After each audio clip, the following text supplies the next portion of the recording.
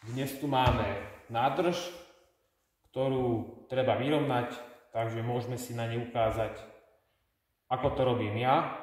V minulosti, pred nejakými 10-20 rokmi, som to robil veľmi často, lebo som opravoval len motorky. Dnes skôr opravujem len autá, samozrejme občas motorky.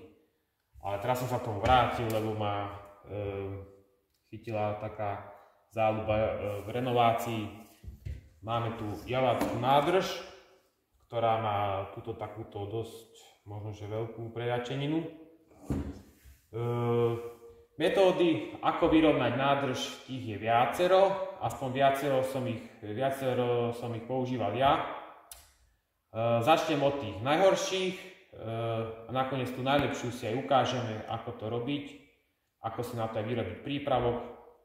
Takže podľa mňa najhoršia metóda je tá, že si vyrobíme na tento nalievací otvor nejakú redukciu s ventilom, aby sme vedeli nádrž natlačiť vzduchom na veľa barov a následne si toto miesto nahrievame, klepkáme a dúfame, že nám to vybehne naspäť. Ale aj v minulosti táto metóda sa neosvedčila, lebo sa mi stalo veľakrát, že sa mi nádrž proste niekde vydala inde, ako som potreboval. Takže túto metódu už radšej nie, ale niekedy aj tá sa dá použiť. Potom ďalšia metóda je klasicky reverzným kladivom, ako sa opravujú karosérie, vyťahujú, že si proste nabodujeme na tieto predlačené miesta a spätým rázom vyťahujeme, prípadne si navaríme podložky, vyťahujeme. Táto metóda je zlá v tom, že sa nám môže nádrž roztrhnúť, potom ju treba zvárať a to asi nechceme, ale niekedy aj to je nutné. Existuje na to aj bodovačka originál, ktorá je v tom lepšia, že je nižšie percento, že sa nám nádrž roztrhne. Dobre, prejdeme asi k rovno. Ešte je tu jedna metóda, ktorú som si tiež v minulosti zažil, že niekedy sme kúpili nádrž, lebo sme motorky prerábali na stanriding, čiže kaskadérske jazdenie, čiže tie motorky sa mlákili. Nemalo význam kupovať nejakú kvalitnú nádrž, drahú, alebo nebodaj novú. A kúpili sme nádrž totálne, že ktorú chcel niekto vyhodiť za pár korún, bola absolútne preliačená, celý bod bol zatlačený, bola požúvaná.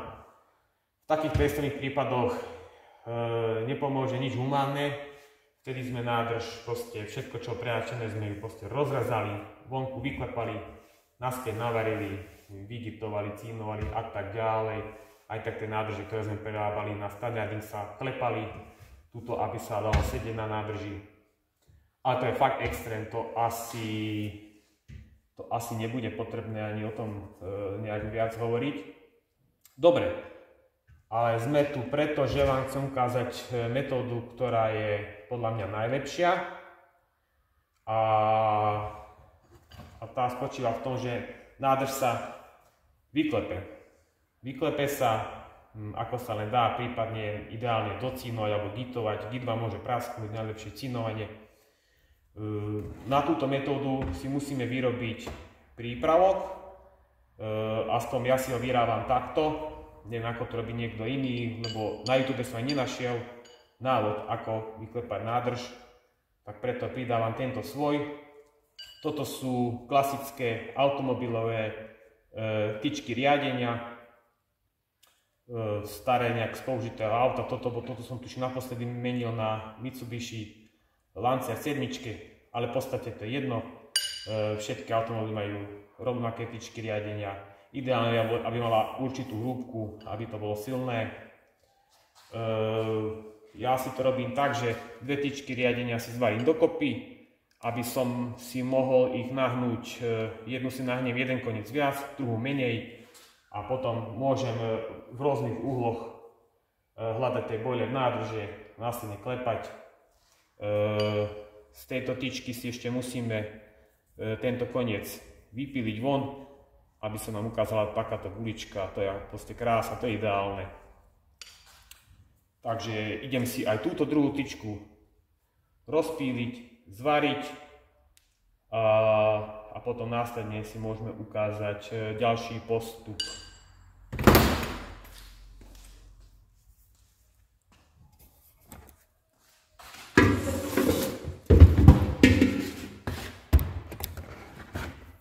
No, takže zoberieme si ju do zveráku, ochranné pomôcky, môžeme ísť píliť.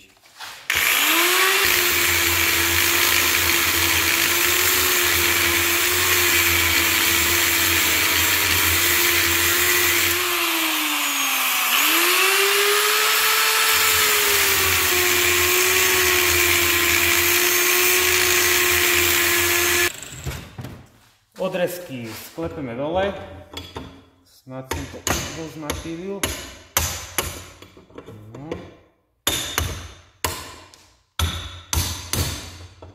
Nie.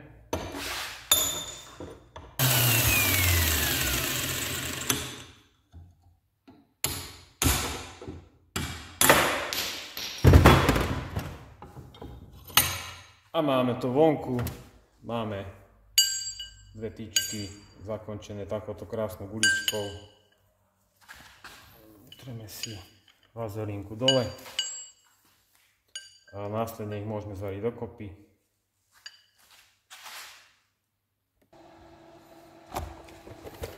Môžeme si to zvariť dokopy.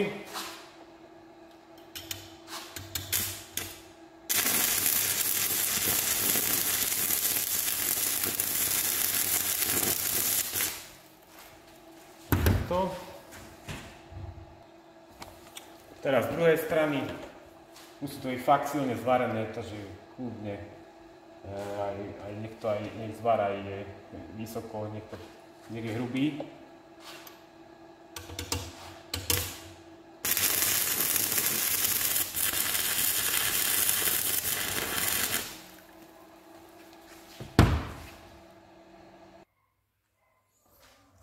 Takže tyčky máme zavarené. To je jedno, ako to vyzerá, nech to je pevné. Teraz si ich budeme musieť nahnúť do takého úhla, aký potrebujeme. Prípadne jednu stranu si nahneme trochu, druhú viac, aby to bolo univerzálne. Ja to robím tak, že si chytím nejaký roxor, niečo, na tom si to zmerám. Dajme tomu, že asi takto a takýto ohyb si spravím aj na tejto hrubej tyči. Možno budeme musieť použiť autogain, indukčný ohrev, lebo toto je pomerne silná tyč, ale to je dobre, že je silná, my ju potrebujeme, bola pevná, silná. A ešte som zabudol veľmi dôležitú vec. Keď chceme nádrž zvárať alebo nejak pracovať s ohňom, nádrž musí byť poriadne vypláchnutá, odvetraná, možno, že ju nechať ju aj na viacej dní. Nech sa to všetko odparí, vodou vypláchať veľakrát a nakoniec ju otestovať, aby vám nebuchla v nádrži. Nakoniec ju treba otestovať ohňom. Táto už nebuchne. To sa všetko odparilo, ale vždy tam niečo ostane, takže keď urobíte tento test, tak vám to tak jemnučko, vám to ako keby buchne, no, alebo to vysyčí, musíte to nechať vyhoreť. Je to lepšie, ako by vám mala buchnúť pri zváraní. Víte, pri tejto metóde to možno aj netreba spraviť, však tu nejdeme narábať s ohňom. Nejdeme narábať, no. Ak je plech silný, tak budeme si tieto miesta nahrievať a tedy by nám to mohlo buchnúť. Takže len toľko, to som zabudol povedať na začiatok, kvôli bezpečnosti, alebo nie, to je samozrejme, že ju treba vypláchnuť, nakoniec ju vypáliť, aby vám nebuchla nádrží. Je to bezpečnosť.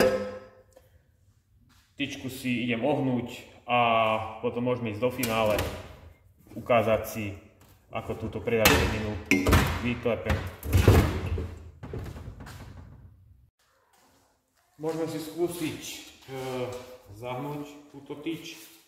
Najskôr bez nahrievania, neviem ako to je silný materiál, ale tak trochu aj pochybujem, že to pôjde. Rovnecú tyč máme nahnutú na uhol, ktorý nám momentálne vyhovuje pre túto bojlu.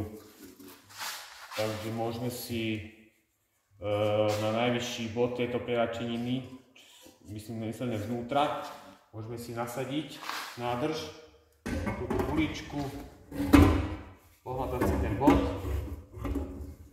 kde to je, a následne môžeme začať klepkať.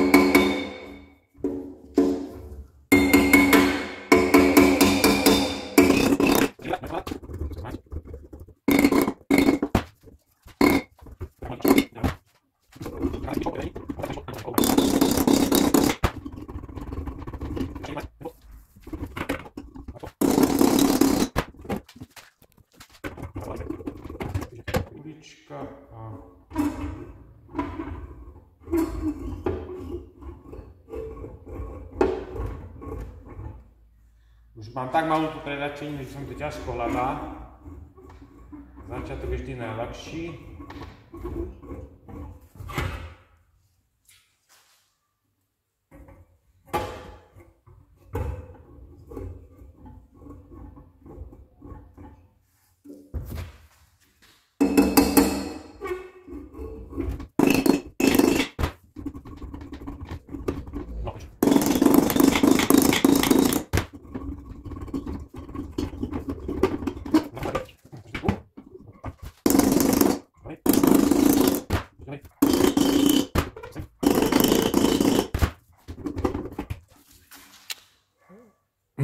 Vidíte, už to je skoro dobré, ešte kúsoček, ale tento koniec je najťažšie hľadať, lebo keď na tej guličke chodím, na tie prelačeniny, už to nie je tak výrazné.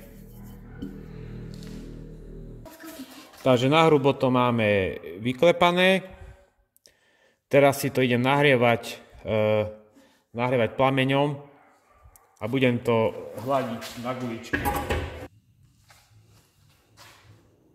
Nahriejeme čo najviac, aby sa materiál poddal. Následne hľadiť.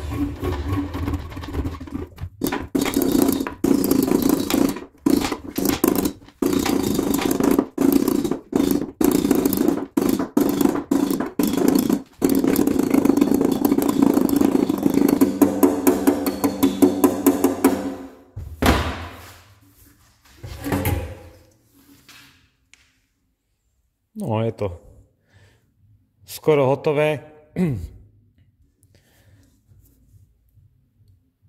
Keď si to porovnáme s predtým, ako to vyzeralo, tak je to dosť super. Tak ešte som dal tomu zhruba 15 minút. Predsa som to minimálne 10 rokov nerobil. Ale toto ja myslím, že už stačí. To sa nejak, buď sa to zarovná s tým cínom, alebo sa to dogituje. Ale na hrube je to vyťahnuté, už sú to malinké ďubančeky. Takže takto to funguje. Vidíte, máme to na tieto guličke. Za mňa spokojnosť. Toto si ešte musím nahnúť a bude to ešte lepšie. Druhú stranu uvidíme podľa potreby, však keď sa pozriete, tak celá je takmer na vyhodenie. Je tu na nej kopu roboty. Takže ak ti toto video pomohlo, budem rád, ak dáš like, prípadne odber a možno na budúce, keď niečo budem robiť ma napadne, tak zás môžeme ukázať nejaké iné veci. Tak toľko k nádrži. Nevybuchnite, vypláchnite si ju veľakrát s vodou, následne si to z diaľky nejakou faklou odpálte, nech to dohorí. To je odo mňa všetko. Čus, čaute.